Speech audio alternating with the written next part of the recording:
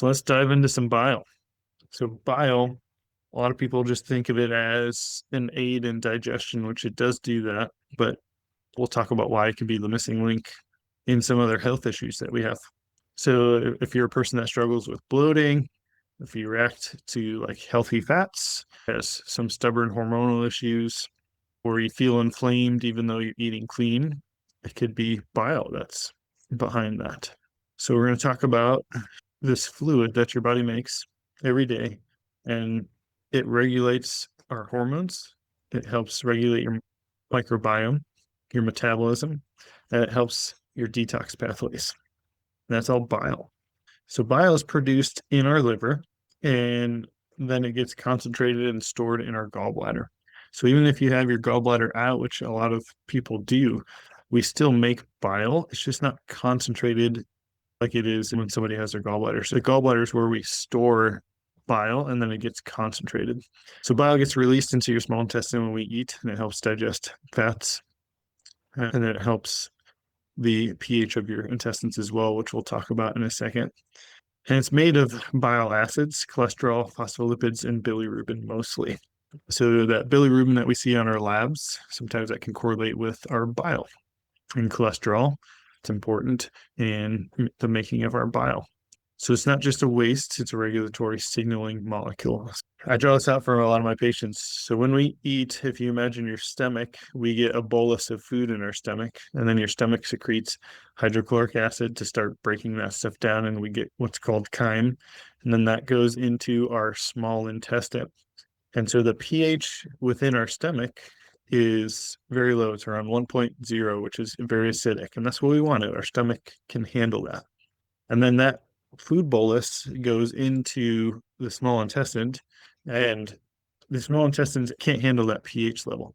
So bile is very alkaline. It brings that pH up to around 5, 5.5, somewhere right around there. Your pancreatic enzymes, or the enzymes that your pancreas secretes into your intestine, won't work unless the pH is proper. So if the pH is too low and too acidic, those enzymes aren't going to work properly. So the liver gallbladder is super important because it secretes bile into that small intestine that brings your pH up. But say you don't have enough bile, so that intestine will go back to the stomach and say, hey, I can't handle this pH. Lower the pH for me because I can't handle, or lower the amount of hydrochloric acid you're making, which leads to a bunch of other things. So if you don't have enough hydrochloric acid in your stomach, then that food bolus stays in there too long and it starts to putrefy. So we can get some acid refluxes type stuff that can lead to things like SIBO, which is small intestinal bacterial overgrowth. And that's all because of bile, right? So bile is super, super important in our digestion, but also, as we'll see, we can go into those detox. It's our microbiome, our metabolism. It signals a lot of other different things, but that's just the digestion portion of bile and what bile is. So bile helps regulate your microbiome. So it has some antimicrobial properties that helps keep bacterial overgrowth in check. So one of the treatments for SIBO is actually higher bile. You take bile to help regulate that bacteria. It's a really good treatment for SIBO.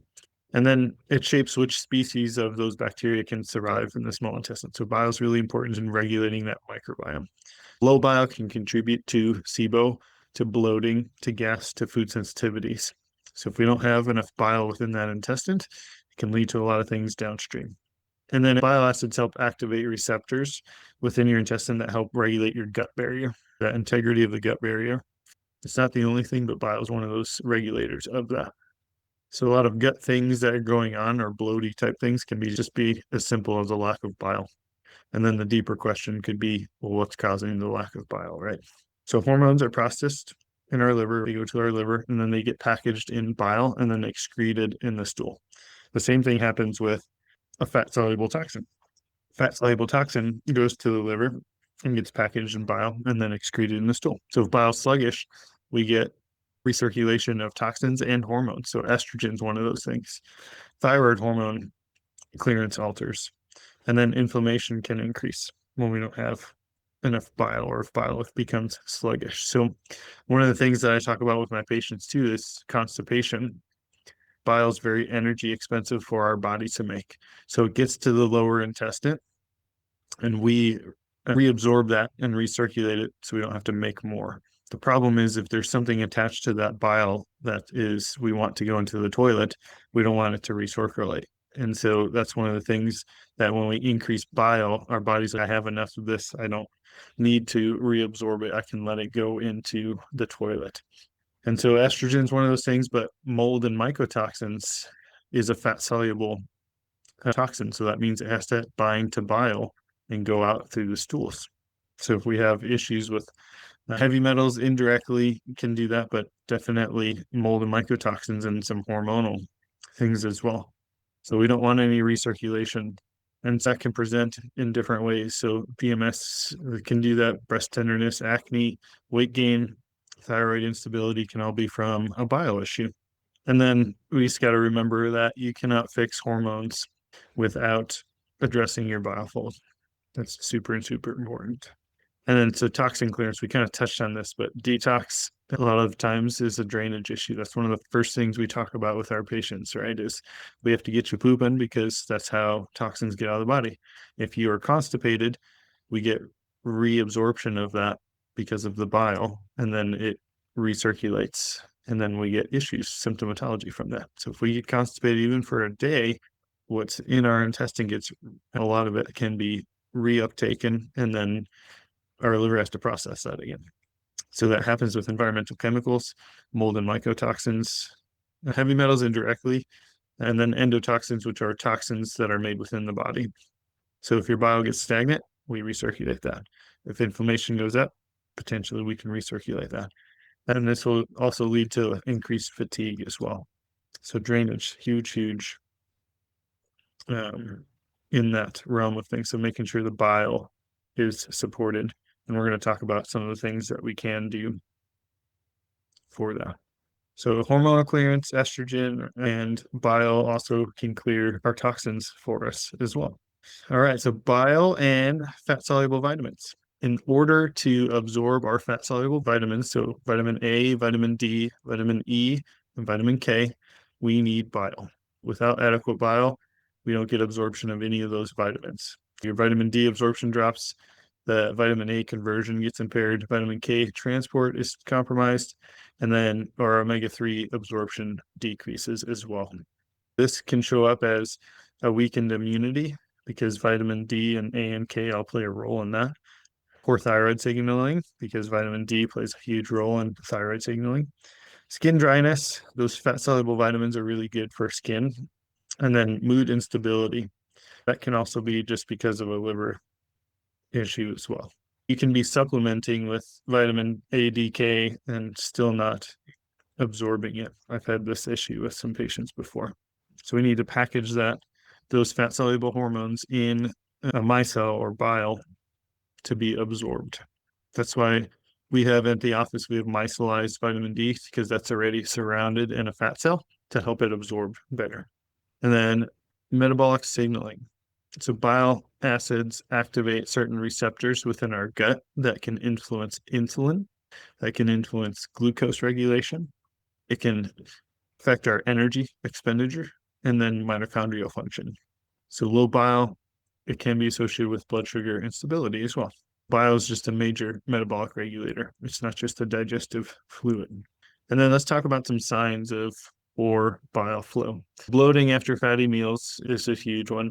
I've kind of talked about just figuring out which oxidation state you are, because that can be really helpful in that fat, because maybe you're just eating too much fat for your body to process.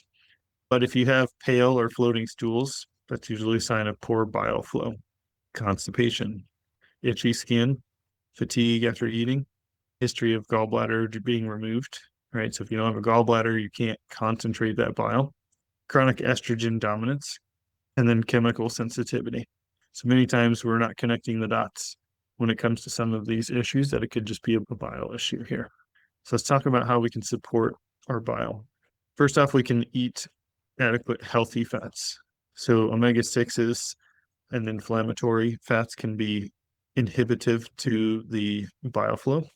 Making sure we hydrate properly.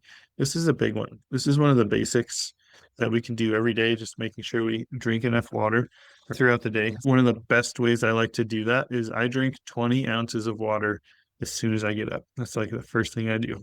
It sets our day up to be right.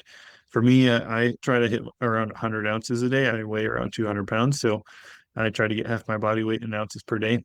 And that's usually a recommendation, is trying to get half your body weight in ounces per day. And that's pretty good for most people. If you're one that is getting out and exercising heavily, you probably need a little bit more, and we probably need to add some minerals to that. But such a basic thing that can help just so many processes within the body. So supporting bowel regularity, we have some updates on that. If we have some chronic constipation people, there's a few products that I have added to recently that really is helping with some of those daily elimination things. So figuring out those biles can be huge. Avoid extreme low-fat diets for long periods of time. Short-term meaning like 4 to 6 weeks, and then we need a break. We need to add those fats back in, right, until we hit our goal, and then we can kind of hit that maintenance phase where we just are having those fats on a daily basis.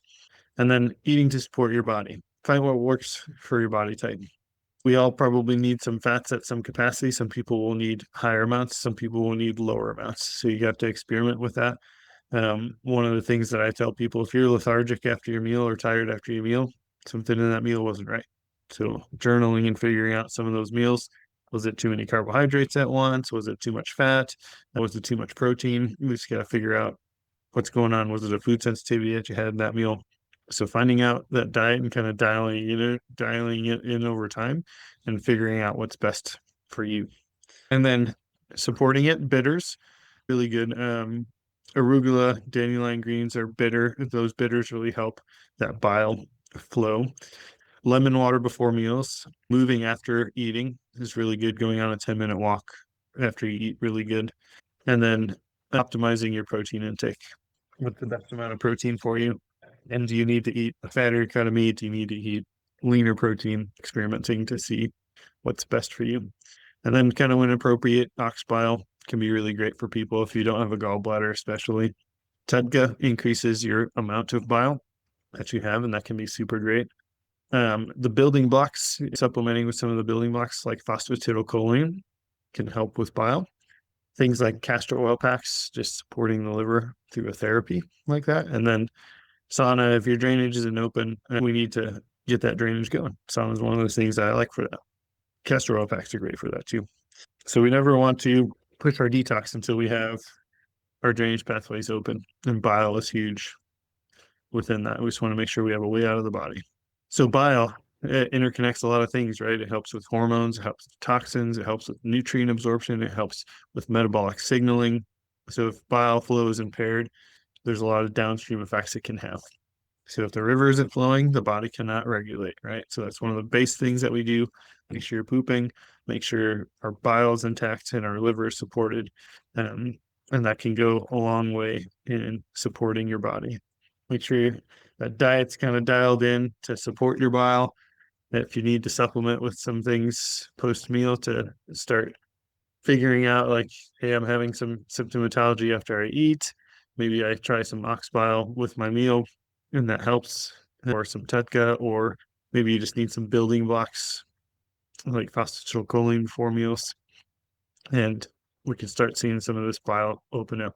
Oh, I see a question raised. Does apple cider vinegar help? So apple cider vinegar, yeah, it's a bitter. So yes, that can help with bile flow. Yeah, I gotcha.